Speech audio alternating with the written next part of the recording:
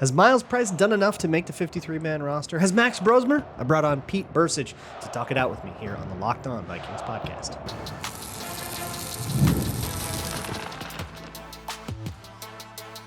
You are Locked On Vikings, your daily Minnesota Vikings podcast, part of the Locked On Podcast Network, your team every day. Hey, everybody, welcome to the Locked On Vikings podcast, where we're always trying to learn something new. It's part of the Locked On Podcast Network, your team every day. And thank you so much for making Locked On Vikings your first listen of the day every single day. I appreciate my hashtag everydayers so very much. Today's episode is brought to you by FanDuel. Football season is around the corner. Visit the FanDuel app today and start planning your futures bets now. Today on the show, I have special guest Pete Bercich, who came on the show to talk to me about Myles Price, Max Brosmer, what it was like to be in the booth while Kevin O'Connell was crashing out on the sideline, all kinds of fun stuff. So let's not dilly-dally. We'll get right into it. All right, everybody, I'm here with Pete Bercich, friend of the show, former Viking legend, I'm going to say it, and broadcaster with KFAN. What's up, Pete? Not much. How are you? What's going on? How you been? How's the preseason? What's new? Preseason's been great. I've been enjoying your sultry tones. You've been doing such a great job breaking everything down. Having fun. Yeah. Was that fun with Kevin O'Connell? Just tipping everything? It's unique. You don't often get that opportunity. And I guess the part I take away from it is just how much really goes on throughout the course of a single play, right? I mean, you're talking about play, what you're going to get, the shift, the motion, and then, whatever that is, and then the route itself. And then with that play, there's a lot of if-thens. If the corners are doing this, if we get this coverage, then we're going to do this. If it's something else, then we're going to get the go ball. And then, you get the go ball. And as soon as that play is over, he's already taken it down to the individual technique of the wide receiver, saying, hey, once you clear that corner, you got to get your eyes. It's about your eyes. It's your eyes. Get your eyes back. Yeah, right. That was cool. And it's a great insight into coaching, because there's so many levels to everything that you're doing. And then it also lets you know that he's familiar with that's why you work your way up as a coach. You start out as a quality control, maybe, or position coach, then you go to a coordinator, then you go to the head coach. And the reason being is so you can learn. If you're a coordinator on either side of the ball, you should be able to, in a pinch, coach every position. And coaching a position, I mean, that's a lot. I mean, that's a lot of detail. It's a lot of work. And offensively, he's aware of all that. So it was awesome to hear that and see that, and just, again, get reminded about how much just goes on with every single play. A lot of times media stuff for coaches is so like polished and sterilized. These press conferences are full of platitudes and stuff. And that's kind of the only time you hear from the coach, or like sideline interviews or whatever. It was kind of cool just to see that him get frustrated because there's like the procedural stuff. Did you feel like, did that conversation did you feel the frustration in the conversation? Oh yeah. You could feel it at home. Absolutely. And absolutely. Because so many things have to go right. And there had been a number of those already in the game in that regard. And, just this was one more on the pile. And so there's so much to learn and so much to gain from each individual play. And if you have one guy that is in the wrong spot, Myles Price in this case, then it kind of ruins the whole thing. Right. Yeah. And so, yes, it's extremely frustrating because so much has to go right. It was, as a coach, when you call the right play, you're calling a play because of a number of factors, down and distance, all these different things. And you're like, okay, I think I'm going to do this because we're probably going to get this coverage. And then you go out there and then you actually get it.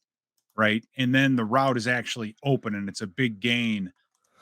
But so all of that, but one guy went and ruined it. The stuff you put in, during the regular season, it's like, this is stuff you put in Monday and Tuesday night. You dreamt it up, you drew it up, you get it into the playbooks, you hand it to the players, you show it to them, you explain it to them.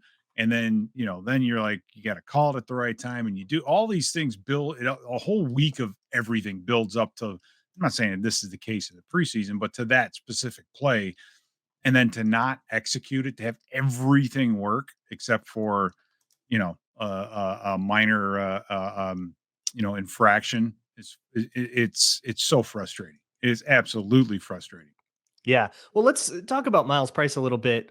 You told me before the show you have a video coming out on your YouTube channel, Eye in the Sky, which everybody should go subscribe to, Thank you. about Myles Price. I've watched your quarterback videos, all your quarterback videos on the Texans game. Loved it. It's so awesome. I love the analysis. It's exactly what I look for when I watch like a film breakdown channel. You're really telling me what's going on, not walking in with a take and trying to defend it. Yeah. Which I think a lot of people will say, okay, I think this player is good. Here's a bunch of plays of him being, and it's not usually what I'm looking for as like a consumer. So I love it so much, Pete. I really do. Well, thank you.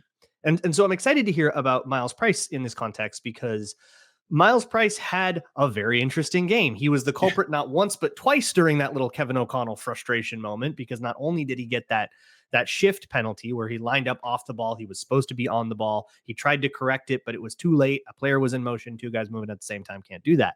Even worse, there was a tight end on the ball. Tight Right. end. You know what I'm saying? Was he? There he was a like tight, yes, there was a tight end in the line. There was a tight end in the line of scrimmage. I mean, Okay. that's literally how hard that is. You line up as a receiver and you look, and if you see a number in the 70s, then you step up to the line of scrimmage. If there's a 80 something there, then you're off. So Yeah. So he wasn't supposed to move at all. just add a little bit. No, hell no. He was supposed to move at all. He couldn't Wow. it's illegal formation if he's on the line of scrimmage. So where that's the ironic part, is where he was the right spot to be. He shouldn't have moved at all. Yeah. So then he's late on a substitution, and Kevin O'Connell instinctively tries to call a timeout and then says, never mind, I'll just take the penalty because it was 3rd and 24, 3rd and 29. Yeah. Who cares? That may not have been his fault, but it's still his number. Yeah, right? it's still his number. And then later in the game, from a special teams angle, you have these really cool returns. That he's got a pretty good punt return, really big kick return, another pretty good punt return, makes a gunner miss, gets a few yards in a like gotta have it spot theoretically at the end of a game where you're down a score. So what else did you notice about Myles Price, whether it's about those returns or from scrimmage? Well, I think it's a really to me, it's kind of intriguing just because this is a guy that couldn't be more on the bubble, right? And there's so much writing on the line, and what's going to happen in the number 3 or 3rd preseason game. Well, a guy like this being outdoors, fighting and battling to get himself a position on the punt return team, right? Because we need a punt returner. Our starting punt returner went down. We lost him. So he has a chance there. And the returns, you mentioned them, but there's another play where he's actually covering a kickoff, and it's the long return that the Patriots had. The guy who chased him down was Myles Price. And oh, by the way, Myles Price was the number 2 guy on the opposite end of the field. So he ran from, he did his job. He turns the returner back and then proceeds to chase this guy down about 60 yards, not necessarily downfield, but the amount, and he's outrunning every single person to that football. And for me, that tells me a lot. That says, this kid is, if he's making mistakes, it's not because he doesn't care, because he obviously cares. You can see it on film. Is he getting the reps? Is he getting some, so I'm much more willing to give a guy like him the benefit of the doubt when it comes to being a receiver, because of the effort that I saw out of him. So there's all this over here, and then you're saying, yeah, but there's this too. There's the returns, there's this unbelievable hustle play. And so it's kind of like this, like Lady Justice, right? Holding the scales, like which way is it going to tip? And I think that's just a cool part of the preseason. But seeing a guy do that on special teams, run a guy down like that, I mean, you would love to have those are the kinds of guys that you want on your team, period. Whether or not he can handle everything else, we'll see. That's up to the coaches. They would have a much better idea. I always think of like the old Don Beebe in the Super Bowl kind of play that, Yeah. you make a reputation for that kind of thing. Well, so I see behind you the thumbnail for one of your recent videos about Max Brosmer, and I Oh, want no, to no, ask you about it. this is a new one. Oh, this is a new This one. is this Oh, is a new one. excellent. Even This is better. gonna be a new, yeah. Well, I want So, to ask you about all of it. That'll be next on yeah. Locked On Vikings. Back with Pete in just a second, but first, our episode today is brought to you by FanDuel.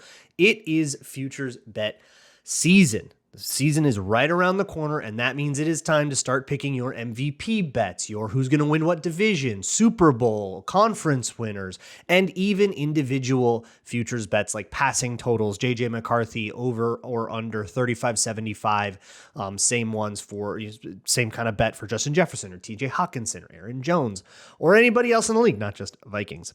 For just 24 hours on August 26th, which is officially FanDuel Futures Day, a brand new holiday for football fans who love to make those bold predictions and watch them cook over the whole season. For 24 hours on that day, FanDuel is giving you deals on NFL season predictions. So no matter what future you're doing, this is your moment. Visit the FanDuel app today and start planning your futures bets now, because Futures Day is one day and one day only. FanDuel, play your game.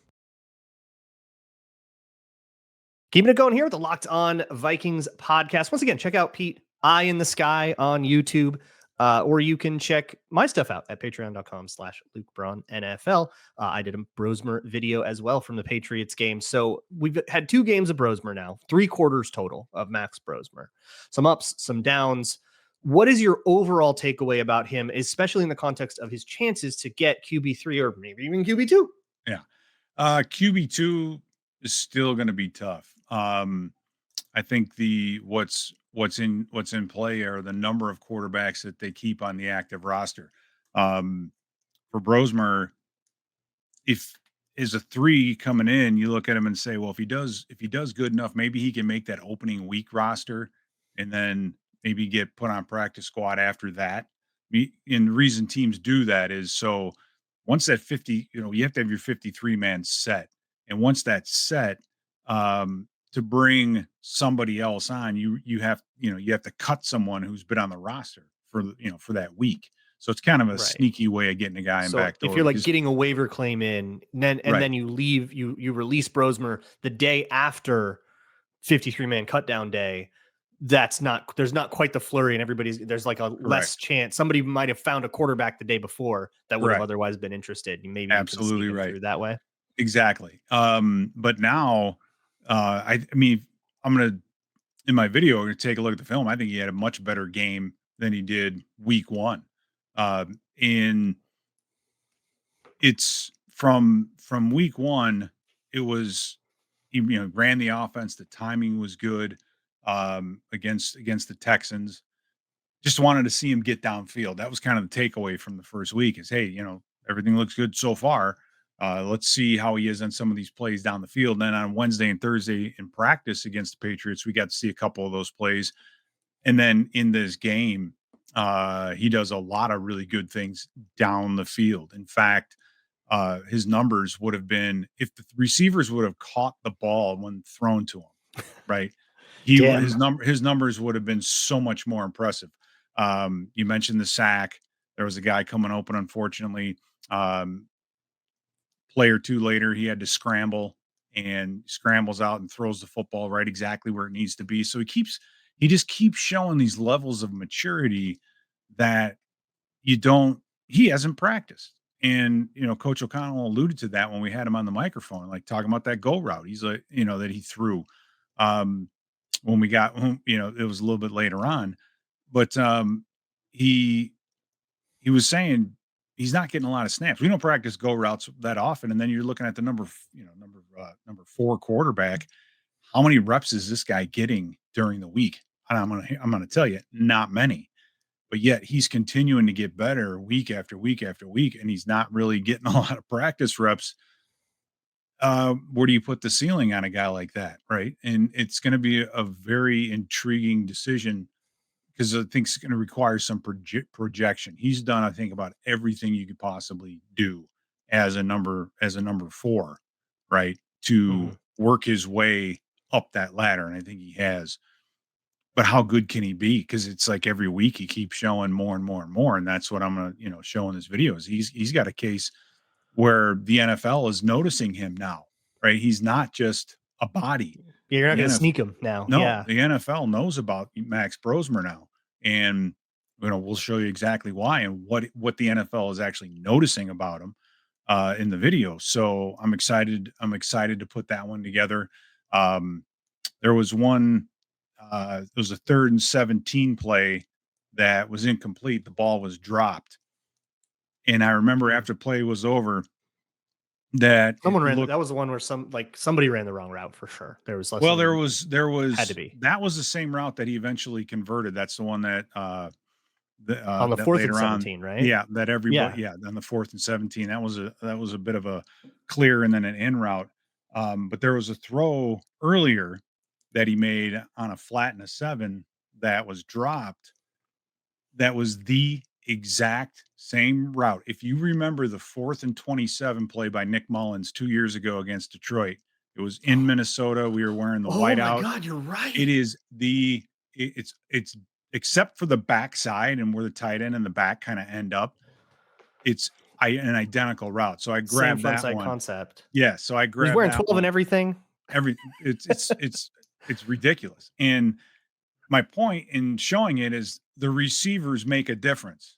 And I guess that's kind of what we saw out of Max is that if maybe of course the game's going to be faster, it's going to be different if you have the ones out there, but his receivers didn't do him any favors on Saturday, and he's going to get that opportunity again this Saturday or this Friday night, excuse me, down in Tennessee. Going to be outdoors. Whether or not that'll make a difference, we'll see. It's going to be hot, um, and I can't wait just to watch this kid do his thing because he's exciting. And I'm not saying exciting like he's going to be the starter this year. It's JJ McCarthy. We're not. I'm not. Don't get me. But There to are see, some commenters that well, have floated this idea. of This course they is are because they want people to read and respond negatively to it. It's it's hyperbolic, drives me yeah, crazy. no, I But to respect it. see this kid come out of 4 years at New Hampshire, he was the first true freshman to ever start a quarterback at New Hampshire, right? So obviously he showed maturity when he was 18 years old. Well, he's showing that same maturity here as as a rookie quarterback, learning without getting reps, which isn't that exactly what you want for a backup quarterback? Maybe someday he'll get his chance, but that is a humongous leap to go from 4 to for sure right now, I would think 3, but when now you have people saying maybe he's a 2, I mean, that's that's a hell of a training camp that you're putting together there, Mhm. Max Brosmer, and again, hopefully if we see that improvement into week 3, now you're saying, okay, we've got 3 games and 2 days of practice against the Patriots, and this kid just keeps going ding ding ding ding ding ding, And the guys in front of there we him go. have struggled. Sam Howell's thrown a lot of interceptions, both in camp and that bad one in the preseason, and Rippon has had his thing. One of the things that I think like the two veteran guys had on Brosmer. Howell has veteran experience, but Rippon has experience in the system. He knows the system. And that was what you heard from O'Connell and Kwesi about Rippon was, well, he knows the system. He's comfortable with it. So we're really glad we have a guy like that in the building. But if one of the main storylines about Brosmer is how quickly he's picking up the system, he's eating like specifically into the advantage that the guys ahead of him have. So if you put yourself in the shoes of the decision maker here, whether it's O'Connell or McCown or, a room with both those guys in it, you start saying, well, why do I keep Rippon if Brosmer has just as good of a grasp now because he's taken it in so well for a young guy, and he's been able to test the field downfield more. I cannot help but notice that the plays called when Rippon is in are a lot more manufactured. There are a lot more screens and quick stuff, and they're letting Brosmer play a little bit more. I don't know if that's just they know what they have in Rippon and they just want him to, you know, get everybody else to practice executing the screens, and they want more of a sample from Brosmer, or is it like a trust thing? There's some interesting psychology to this. Yeah, there's something. You're absolutely right, Luke. There's something there. What that is, we don't know. We can only speculate. Um, I think a couple of things factors into this. Rippon, as I look on my, this is his 7th season. So Brosmer is going to be a lot cheaper, right? Mm-hmm. So there's that. I mean, if we're talking about a number 3, right? Brosmer is a Mm-hmm. lot cheaper. The other part of it is if you're on your 3rd quarterback in a season, you know, you're already Yeah. you're not going to the Super Bowl, right? Yeah. So take that time and develop somebody that can be and will be around, right? Um, I do think they have a comfort zone with Rippon. I think he looked a lot better against the Patriots. Um, delivers the football a little bit high sometimes, which I get it, a bit of a head scratcher, and it's hard to tell if it's him or the receiver and some of those things. Um, but yeah, it's maybe they're keeping it vanilla because of that. But again, when you're looking at what that 3rd quarterback is and what he's supposed to be, I think Brosmer just fits that profile a lot more. And then there's the unknown with Brosmer too. I mean, Rippon's had some starts, but he's got 4 career touchdowns, 9 interceptions. Um, 4. So he's been out there. He's had his opportunities. So yeah, again, it's just you sit there and you're just kind of like, I don't know. I just and that's as dramatic as preseason can get, right? Obviously, Yeah. we're all waiting on how well JJ looks, but or how good JJ looks, but um, yeah, I'd like to see Brosmer on this team for the future. Yeah, that's where I'm at too. I think he needs to be in the organization. I don't want to just say, "Hey, good preseason," and let him go. I think you need to keep him in the building one way or another. I do want to move to some of the other stuff that you've been noticing on the tape. So there's a couple other questions that I have for you. That'll be next on Locked On Vikings. Today's episode is brought to you by Yahoo Fantasy. Yahoo Fantasy Football is the place to do your fantasy this year, and it is time to get that league set. So if you haven't already, get on it. I will do all of my fantasy football this year will be on Yahoo.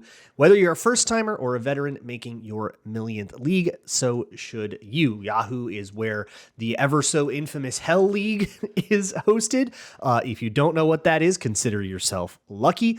They also have all kinds of other sort of sideways to play, new wrinkles on the old classic if you're looking to innovate, or if you're new to this and you just want to set up a classic game, then you can do that, of course, with the Yahoo Fantasy app as well. To celebrate 28 years of fantasy football greatness, Yahoo Fantasy is dropping 28 big new features over 28 days throughout August. To kick it off, they just dropped Yahoo Fantasy Guillotine Leagues, a killer new way to play fantasy football on Yahoo where the lowest scoring team gets eliminated each week until there's one team left standing. With the season around the corner, now's the time to get your league together and give this new mode a try. If you're more into the classics, you can still play in head-to-head private leagues or join a public league. Stay tuned for more killer announcements and start playing Yahoo Fantasy Football now at yahoofantasy.com/LockedOnNFL.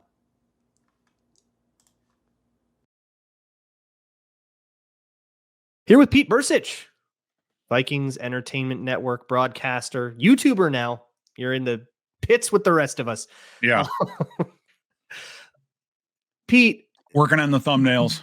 Yep, you got to get that clickbait down. You get tags. Make sure you don't get demonetized. Is what it is, man. Welcome to the rat race. It's a whole nother animal. Yeah. Anyway. It's great stuff. You have some other ideas for maybe videos you'll do later in the week or something. You've done a lot of quarterback stuff, but on the defense, there's all of this intrigue. You could maybe name 8 defensive tackles that should make this team. That can't happen. So how does this get sorted out? That's a good question because you for a lot of the season last year had only 5 active, right? We were going into a game with 5 guys. That's it. Not even too deep across the board. Levi Drake, healthy scratch for a lot of the season. Exactly. So Jalen Redmond is of the backups. Okay. Jalen Redmond, I think, has shown the most improvement out of all of them. Not just counting the guys from the guys that have been here last year, but Jalen Redmond continues to get better. Jalen Redmond is continuing to work his way up from, just not just being a backup, but to a guy who might get himself is going to get himself more and more time this year. Okay. You have Levi Drake Rodriguez, who I think he's doing well. He's continuing to improve. Tyrion Ingram Dawkins, I think, has surprised the coaching staff with how quickly and how well he's picked up this system. It's not a normal. It's difficult for the defensive lineman. It's unique. I interviewed Jonathan Allen a couple weeks ago, and I asked him about the system, and he said this is by far the most complex system he's ever been in as a defensive lineman. Right, and I kind of, you know, took his took a step back. I'm like, okay, that's interesting. He's been on And I some think, nasty defenses. yeah, and I think a lot of it has to do with just the techniques and how these guys want to play, or how they want them to play on the outside. Like Jonathan Harris, who's going into his sixth season, did a lot of really good things. But I think it's going to come down to, Taki Taimani, Travis Bell, and Elijah Williams. Now, all three of those guys need to do a better job of holding up against the double team. And I think they're all kind of the same in that regard, where they need to be able to drop an anchor and hold a double team. And I think whichever one of that group does it the best might just be the one that makes it, because all of them move really well. Elijah Williams especially has a lot of juice. Um, Brian Flores has a system where he likes to slant those guys up front. And by slant, I don't mean crashing. I mean, you're kind of looping, you're stepping and then redirect. You And like cross face because it yes, messes with the protection rules, right? Like exactly. if And I'm all if I'm an those, O lineman and someone crosses my face, I right, like have to take him, or I have some rules about what I have to do about that. right. And if it's happening with everybody simultaneously, you can maybe induce mistakes. Absolutely right. And it keeps the linemen on their toes. I mean, if you're playing a three technique and you're in a B gap and you're the left guard or whatever, and they're running your way, you've been teeing off on that guard all day, or you're going to tee off on that center all day long. Then all of a sudden you take that step and that guy's looping the other way. You're like crossing your face. You're like, whoa. And then you get the big swing and a miss. And so it's a valuable, it's very valuable to free those guys up front. And, if you can loop those linemen depending on formation, down and distance and things like that, it's another arrow in the quiver of the front. That's why we played the run so well last year. So all those guys, I think, can do that. It's just a matter of which ones, number one, can hold up against the double team. And I think the next hardest thing for all these guys to do, which I think Ingram's Dawkins has done the best, is the transition from run defense to, 1, 2, 3. I got my spot. Oh, okay, it's a pass, and then transition into a pass rush. That is not an easy thing to do. And there's a couple of instances of him uh, doing just that. So I think they're very pleased with how far he's come. He's 6'4", or he's 6'5". So I mean, he could be he should be eventually be a 290-pound defensive tackle. And I think I look at him more like a Pat Jones from last year, because Patrick Jones was an outside linebacker, but like Jihad Ward, on passing downs, they'd move him inside. In fact, that Thursday night game when we were in LA, the game that we lost, you saw a ton of Patrick Jones at three technique, taking on double teams from the tackle and the guard. He's not really equipped to do that. So that allowed the Rams to run the football a little bit more than maybe they normally would. That's when, back when we lost Cashman, right? We were moving guys around, trying to figure out who's going to go where. So I think Ingram Dawkins is going to be much more of a Pat Jones type of a player that can maybe play some outside linebacker at certain times, if you will, but also that three technique and actually hold up against the run. So I think if he continues to improve, he's another guy. If he has a really good day against the Titans, then he's going to be in that rotation opening day in Chicago. Opening night, excuse me. But Yeah, I'm not even sure if he's going to play against the Titans. I mean, he's a rookie, so they probably will want to, but I don't think he has much left to prove. They seem to be really high on him. Well, no, I don't think there's anything for him to prove to make the team. I think that they could send him in there. But to make the rotation. Well, just we need you to work on some technique things here. Yeah. Right. You know what I mean? So you're on the team, you're the whole thing, and we want to get a couple good series out of you. We want you to concentrate on A, B, C, and D and give him some more reps at doing so. Yeah. At Georgia, when I saw him, anytime they put him on the edge, I liked it a lot less. I just didn't think he was like a speed bend, get under the shoulder kind of guy. But then when they would put him on the inside, find a way to get him one-on-one with a guard and let him cook, it kind of reminds me of like what the Eagles would do with Javon Hargrave. And I see like a similar role of those guys maybe spelling each other some. Well, Is there anybody else on this I was going to roster say that's something for Luke. Remember this when you're looking at the college film next year. Is a guy who's 6'5" but is strong, right? You see him hold the point. You see him even when he was pass Hmm. rushing, all right? He would walk an offensive tackle Yeah. back into the pocket. That kind of leverage out of a guy that tall is pretty rare, and usually those guys are more Yeah. It's tough for stiff-hipped and they don't those bend guys as to get well. down. But it's because they're stiff-hipped that they're so damn strong. The old Keith Newman, I don't know if you remember Keith Newman from back in the about 20 years ago, right? Hmm. Stiffer than a board, but man, when he hit somebody, he would just, push him, march him right back to the quarterback. So, keep that in mind when you're looking at defensive linemen come next year. Yeah, that makes a lot of sense. Yeah. Is there anybody else on this roster that I'm not paying attention to, but I should be paying more attention to? I don't know. There's guys like Zemiah Vaughn who is, Yeah. he's 6'2", long armed. He just looks good. How much they can trust him out there as on a regular down, I don't know, but I like his quickness. I think who's another guy? I'm trying to think. I got a couple of them. Oh, Tavier Thomas. He can hit. Yeah. Right? I don't know what He's to had do with 6 him, forced but fumbles in his career. He can hit. He's not afraid to hit.